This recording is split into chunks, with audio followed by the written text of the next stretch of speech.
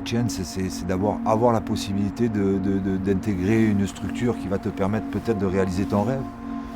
Donc j'estime qu'actuellement les jeunes ont une chance inouïe, puisque même s'ils n'arrivent pas par un autre parcours à avoir la possibilité de réussir ce challenge, on leur donne la possibilité par d'autres moyens justement d'intégrer encore et d'avoir une chance.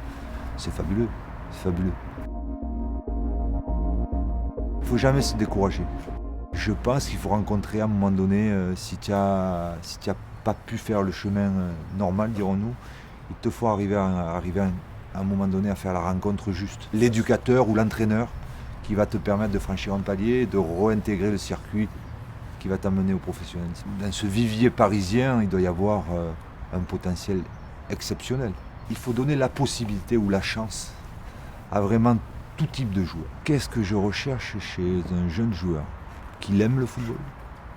Mais je pense que tous les gens qui sont sur un terrain de football à 15 ans, 16 ans, 17 ans, 14 ans aiment le football. Qu'ils soient bons techniquement. Ça, c'est un petit peu un critère important pour moi. Qui développe une certaine intelligence sur le terrain. Ça aussi, ça fait partie des qualités dans le football moderne indispensables. Et puis après, quand tu le connais ou tu le côtoies un petit peu plus, avoir un état d'esprit performant et puis surtout aussi être attentif à ce que le joueur individuel se fonde dans le collectif et non pas le contraire. Tous les samedis, tous les mercredis, 3 fois par semaine maintenant, les adolescents, les enfants s'entraînent. Donc je prends réellement plaisir à venir voir des matchs. Ça me plaît vraiment. Moi, le football amateur, je me suis jamais démarqué du football amateur. Parce que le football, c'est ça aussi. Bien sûr qu'il y a des talents cachés.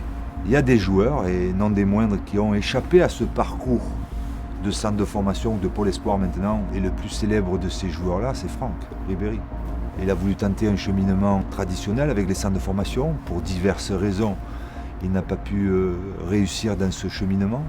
Et puis à un moment donné, sa passion du football a été supérieure et il a rencontré la personne qu'il faut. L'éducateur, l'entraîneur qu'il faut, qu'il a remis dans le circuit et regarde ce qu'il est en train de réussir.